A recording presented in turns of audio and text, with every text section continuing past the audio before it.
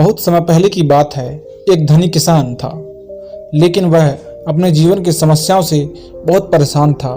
बड़ी आशा लेकर वह एक दिन गौतम बुद्ध के पास पहुंचा। उसने गौतम बुद्ध को प्रणाम किया और उसने आशीर्वाद मांगा। गौतम बुद्ध ने भी हाथ उठाते हुए उसे आशीर्वाद दिया। फिर वह किसान कहने लगा, हे पूजनीय ऋषि, मैं एक बड़ी समस्या में हूँ और केवल आप ही मेरी मदद कर सकते हैं। बुद्ध चुपचाप उसकी बातें सुनने लगे और वह किसान अपनी समस्या सुनाने लगा। उसने कहा, मेरा एक बेकार बेटा है जो मुझे परेशान करता रहता है।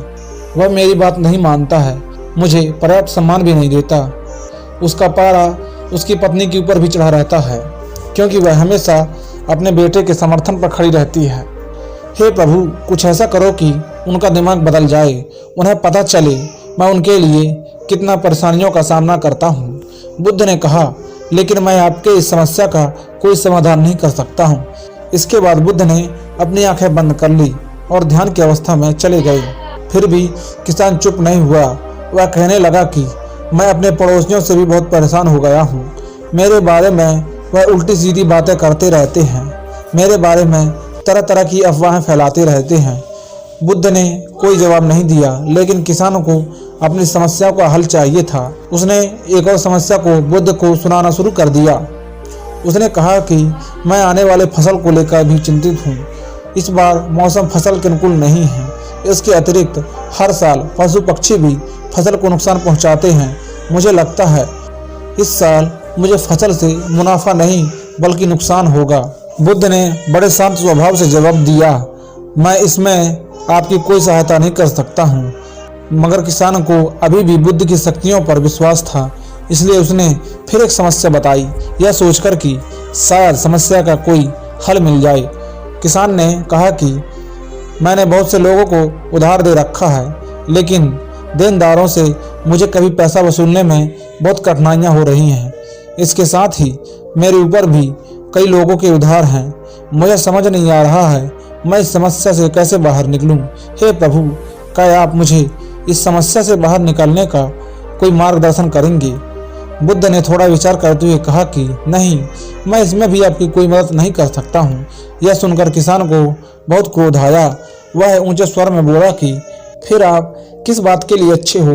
लोग कहते हैं आप बहुत ज्ञानी हो, लेकिन अभी तक आपने मेरी किसी भी समस्या को दूर करने का उपाय नहीं बताया। क्या सच में आप कुछ नहीं कर सकते हो? मैं अपने जीवन से थक गया हूँ। बुद्ध ने कहा, वास्तव में हर किसी के जीवन में समस्याएं होती ही हैं, बल्कि हम सभी के जीवन में त्रासी समस्याएं होती हैं। आप इसके बारे में कुछ नहीं कर सकते हैं। आप किसी तरह एक समस्या का समाधान करोगे तो कोई और जगह दूसरा आ जाएगा। आपको समझना चाहिए बहुत कुछ है जो आपके नियंत्रण में नहीं है, जैसे लोग, मृत्यु, मौसम। लेकिन अगर आपने 84वीं समस्याओं को हल कर दिया तो आपके बाकी 83 समस्याएं अपने आप हल हो जाएंगी।